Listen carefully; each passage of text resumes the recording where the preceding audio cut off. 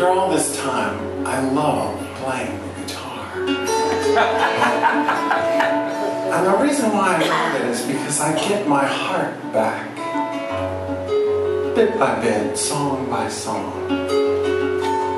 And it starts with something that I pretend is songwriting. But it's really kind of a cardio spelunking.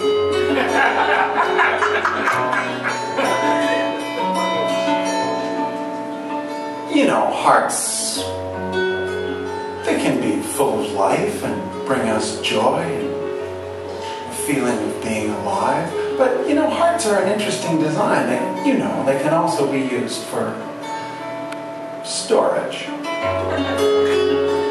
know, if there's something you don't want to think about or don't want to feel, you can just kind of take a part of your heart and take that memory or that feeling and just tuck it away. It's like getting one of those little storage lockers. It's cool. You can put stuff in there, you never have to see it again. You never have to think of it. Well, you have to pay the rent. But if you ever decide you don't want to pay any more rent, and you don't want to lose all that space that might be full of life and heart, why, you could go down there one sunny day to that storage locker. I'm talking about cardio spelunking, you know. I'm talking about taking the world's best flashlight, music. You go in there with music and there's a strange thing that happens. Well, most of the stuff in there is just dusty old junk, but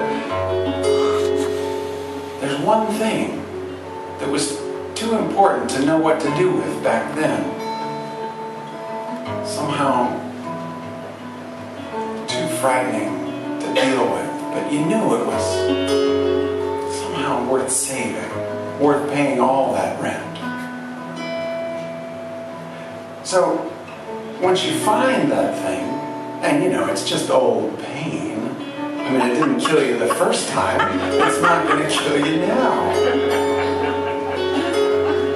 But the weird thing is, if you go in with music, the world's best flashlight, there's something that happens that's something like emotional alchemy. Because the old pain gets turned into energy. And vision and compassion and forgiveness. Never saw that coming. Wow. So how does that happen? Well, I pretend it's just songwriting. What I do is I find some time and I listen to the guitar in a room where I can really hear it. And there'll be some riff that comes along that just moves me. It's strange. I mean, I know it's just notes. And the guitar, well, there's nothing in the guitar, it's empty. It's even got a hole in it. Kind of like hearts, you know. They're made that way, kind of empty, with a hole in it. All the better to resonate. But the guitar will play some riff that moves me, and I make this crazy assumption that the reason why it moves me is because that feeling, that riff, that first in a series of clues of a treasure hunt that leads me to my own heart, whatever it is, that riff, it's coming from a place that I'm going. Otherwise, it wouldn't move me. So I say, okay, I'm up for the journey. All I have is this clue. It feels like this. So I imagine, what if that's a soundtrack to a scene in a movie? It doesn't have to be a real movie. It could just be, what if it's a soundtrack to a scene that I've lived? What scene would have this as a soundtrack? So I just start writing. And I ask for that. Excuse me, ask who? Well, I don't know. That's the weird part. So you just kind of ask for the keys to a forgotten place of your heart that you don't even know where it is. Yeah. How does that work? I don't know. But it's as if where we search, we are searched for. So all I do is I try to make up words that feel the same. And after about a day or two, suddenly there's this phrase that I write out on the paper. When you hear the sound from far enough away, even dynamite can purr. And I think, what is that supposed to mean? But the reason why I know it must mean something is because it moves me in the same direction that the music moved me. They're conspiring now. There's two of them knocking on that door in my heart. So I say, okay. And I start asking questions. Dynamite in the distance. What do I know about dynamite in the distance? Well, where I grew up, Northeast Ohio, they used to dynamite the ice on the river in the spring. Kind of odd behavior, don't you think? You think, what about the fish? Well, it was near Cleveland, no fish. Anyway, from where we lived, it just sounded like a dragon. Well, that was my kid's imagination. You know, the kid hears that and he thinks to himself, oh, what was that? A dragon? And the parents say, oh, come on, they're just blowing up the river. Cool, can we watch? But it was 20 miles away. That's a lot of dynamite. So I started wondering about the guy whose job it was to break the ice. And I got the chills, the goosebumps, the truth detector. And the guitar said, follow that, Dave, follow that. You can trust that. What do you mean? The guy who breaks the ice for a living? What about him? Well, imagine, you know, a lot of us take the job giving the thing that we're trying to get. You know, like all those crazy psychology majors. So imagine if the guy who breaks the ice for a living can't break the ice. Oh, that's it. There's something there. Why don't you write that song, Dave? Oh, that's going to be good. I can feel it. So I say, okay, I'll write it. So each phrase, each word gets judged according to, does it make my heart feel that emotion that I originally felt when the guitar gave me the first clue? Because otherwise it's just cleverness. It doesn't really take me to that place and open that door that opens up the storage, the place where my heart is frozen and cold. So, I played this song about 5 nights thinking, I know it moves me, I don't know why. On the 6th night I played it, suddenly it broke my heart. So meticulously, so perfectly. And I remembered why I love the guitar all these years later. Because it gives me back my heart. I'm going to play you the song and then tell you more of the story. For now, all I knew was that when I was a little kid and my father would show me the ice on the river, I was probably 8 years old. We walked out on what looked to me like just fields of snow-covered fields, just fields and fields. You could have soccer fields out there. You could build houses out there. Oh, there's a river underneath it? Really? Yeah. Kick aside the snow. Look.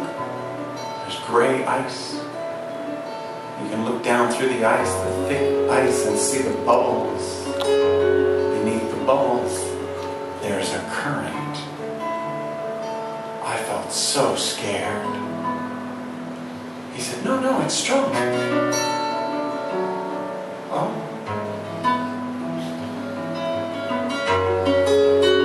I'll sing you the song and then tell you the story.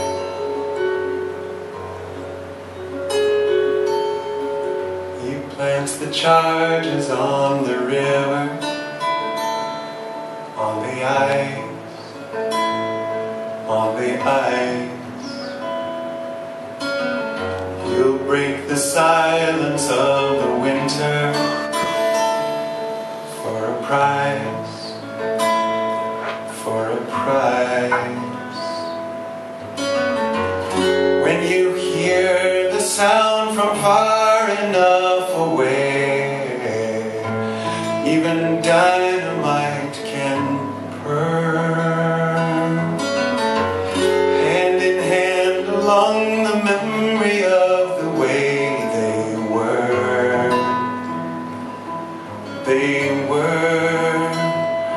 were walking on the ice of all the things he'll never say to her.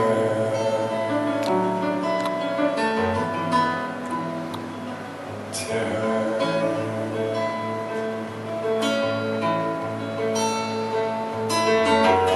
They can drive out on the water like it's land, like it's land.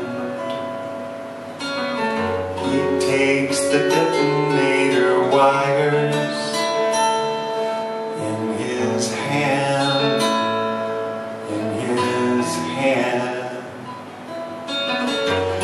When you hear the sound from far enough away, even dynamite can burn. Hand in hand along the memory of the way they were.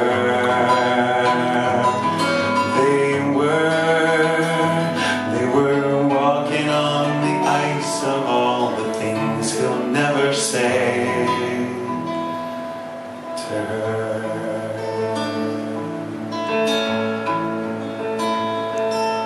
Acres of snow, long as all that ice stays hard. So they made their home, safe within that lovely yard. She's got her ear against his heartbeat in their bed, in their bed. Somehow the things he's never spoken have been said, have been said.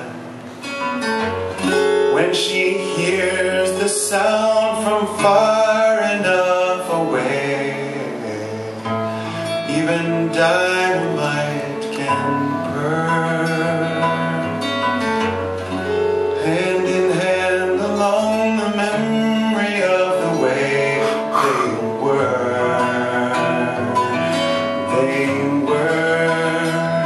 They were walking on the ice of all the things he'll never say to her. Walking on the ice. So the sixth night I played it, I remembered that walking on the ice with my dad, and I remembered why I felt so scared, because that was the time, 8 years old, that my dad had confided in me. He told me a secret that I had to keep. He said that he was having an affair. It was a lot of fun, but we had to keep it a secret from Mom, otherwise it would break up the family. So I thought that was kind of cool that he trusted me, but whenever somebody stomped through the living room in anger, I could hear a kind of a cracking. Maybe it was only in my mind, but it was as if the whole thing was built on ice. And I didn't know where the thick ice was and where the thin ice was, and where the words might lead to words that would lead to things unspoken and frozen. So I kept the secret. I kept the secret for decades.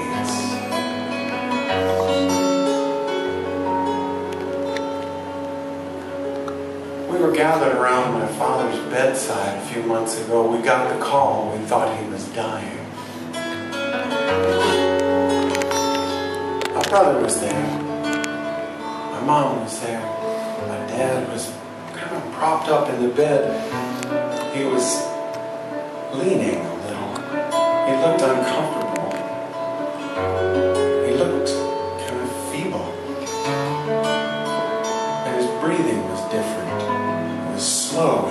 a sound.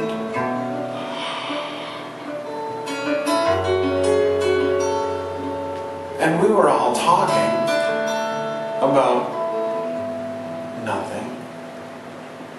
Nothing. I mean, we had left the television on in the hotel. I mean, in the hospital room. So, it was conversation about nothing, just making fun of the bad commercials on the TV. And I was feeling that twist in my gut that said, Dave, can you say something? Just something.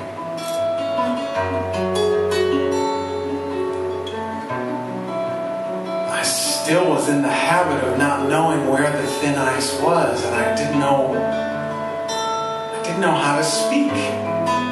That's the way it always is. So I said what I always say. I said, can I play you a song? And my family nodded. And then I got to sing. I got to sing about the ice.